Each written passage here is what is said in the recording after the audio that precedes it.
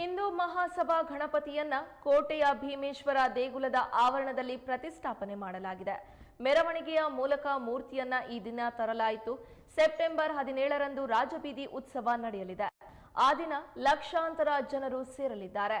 ಶಾಸಕ ಚನ್ನಬಸಪ್ಪ ಸಹ ಈ ವೇಳೆ ಭಾಗಿಯಾಗಿದ್ರು. ಜೈ ಶ್ರೀರಾಮ್ ಎಂಬ ಘೋಷಣೆಗಳು ಮೊಳಗಿದ್ವು. ಕುಂಬಾರ ಕೇರಿಯ ಕಲಾವಿದರ ಈ ಗಣಪತಿಯನ್ನ ಮಾಡಿದ್ದಾರೆ. ಕಳೆದ 80 ವರ್ಷಗಳಿಂದಲೂ ಹೀಗೆ ನಡೆದುಕೊಂಡು ಬಂದಿದೆ.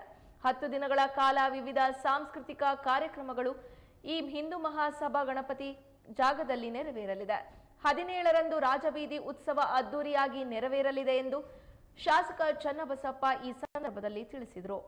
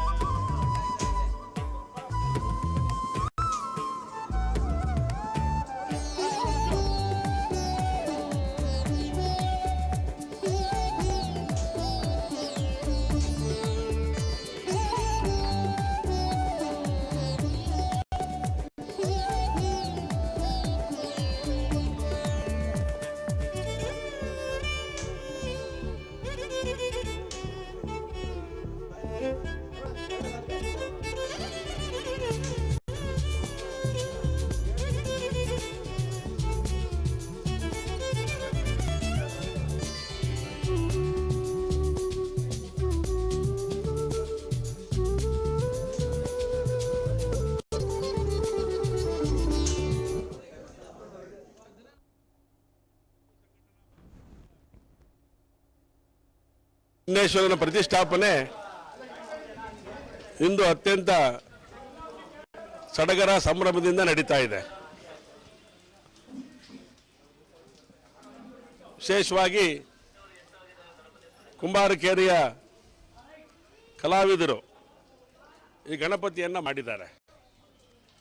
ಕಳೆದ 80 ವರ್ಷದಿಂದ ಈ ಗಣಪತಿಯನ್ನು ಆ ಮನೆಯಲ್ಲೇ ನಾವು ಮಾಡ್ತಾ ಇರುವಂಥದ್ದು. ಆ ಗಣಪತಿಯ ಪ್ರತಿಷ್ಠಾಪನೆ ಇವತ್ತು ನೆರವೇರ್ತಾ ಇದೆ. ತುಂಬ ಸಂತೋಷ ಆಗಿದೆ. ಇಡೀ ಹಿಂದೂ ಸಮಾಜ ಗಣಪತಿ ಪ್ರತಿಷ್ಠಾಪನೆ ಆಯಿತಾ ಅಂಥೇಳಿ ಏನು ಯೋಚನೆ ಮಾಡಿ ನೋಡ್ತಾ ಇತ್ತು, ಪ್ರತಿಷ್ಠಾಪನೆ ಆಗಿದೆ. 10 ದಿನಗಳ ಕಾಲ ವಿವಿಧ ಸಾಂಸ್ಕೃತಿಕ ಕಾರ್ಯಕ್ರಮಗಳ ಮೂಲಕ 17ನೇ ತಾರೀಕು ಗಣಪತಿಯ ವಿಸರ್ಜನೆಯ ರಾಜಬೀದಿ ಉತ್ಸವವನ್ನು ಅತ್ಯಂತ ವೈಭವಯುತವಾಗಿ ನಡೆಸಬೇಕು ಅಂತೇಳಿ ಈಗಾಗಲೇ ಮಂಡಳಿ ನಿಶ್ಚಯ ಮಾಡಿದೆ. ಇದಕ್ಕೆ ಬೇಕಾಗಿರುವಂಥ ಎಲ್ಲ ಸಕಲ ಸಿದ್ಧತೆಗಳನ್ನು ಮಾಡಿಕೊಂಡಿದೆ ಮಂಡಳಿ. ಲೋಕಮಾನ್ಯ ತಿಲಕರ, ಸ್ವಾತಂತ್ರ್ಯ ವೀರ ಸಾವರ್ಕರ್ ಅವರ, ಛತ್ರಪತಿ ಶಿವಾಜಿ ಮಹಾರಾಜರ ಅನೇಕ ಆಶಯಗಳೇನಿತ್ತು ಅದಕ್ಕೆ ಪೂರಕವಾಗಿ ಈ ಗಣೇಶೋತ್ಸವ ನಡೀತಾ ಇರುವಂಥದ್ದು. ಸ್ವಾತಂತ್ರ್ಯಕ್ಕೆ ಶಕ್ತಿ ಸಿಗಬೇಕು ಅಂಥೇಳಿ, ಸ್ವಾತಂತ್ರ್ಯದ ಹೋರಾಟಕ್ಕೆ ಶಕ್ತಿ ಸಿಗಬೇಕು ಅಂಥೇಳಿ ಸಾರ್ವಜನಿಕ ಗಣೇಶ ಪ್ರತಿಷ್ಠಾಪನೆಯ ಕರೆಯನ್ನು ಕೊಟ್ಟಿದ್ದರು. ಅದರ ಪರಿಣಾಮ ಇವತ್ತು ದೇಶದ ಮೂಲೆ ಮೂಲೆಗಳಲ್ಲಿ ಯುವಕರು ದೇಶದ ಬಗ್ಗೆ ಆಲೋಚನೆಯನ್ನು ಮಾಡ್ತಾ ಗಣಪತಿಯ ಪ್ರತಿಷ್ಠಾಪನೆಯನ್ನು ಮಾಡ್ತಾ ಇದ್ದಾರೆ. ಅತ್ಯಂತ ಶ್ರದ್ಧಾಭಕ್ತಿಯಿಂದ ಈ ಒಂದು ಉತ್ಸವವನ್ನು ನಡೆಸ್ತಾ ಇದ್ದಾರೆ. ಹಾಗಾಗಿ ಎಲ್ಲರಿಗೂ ಕೂಡ ಹಾರ್ದಿಕವಾದಂಥ ಶುಭಾಶಯಗಳನ್ನು, ಸಮಸ್ತ ಹಿಂದೂ ಬಾಂಧವರಿಗೆ ಗಣಪತಿ ಹಬ್ಬದ ಹಾರ್ದಿಕವಾದಂಥ ಶುಭಾಶಯಗಳನ್ನು, ಗೌರಿ ಗಣಪತಿ ಹಾರ್ದಿಕ ಶುಭಾಶಯವನ್ನು ಈ ಸಂದರ್ಭದಲ್ಲಿ ಹೇಳಲಿಕ್ಕೆ ಇಷ್ಟಪಡ್ತೇನೆ. ಬನ್ನಿ, ಎಲ್ಲರೂ ಕೂಡ ಈ ಗಣೇಶೋತ್ಸವದಲ್ಲಿ ಪಾಲ್ಗೊಳ್ಳೋಣ.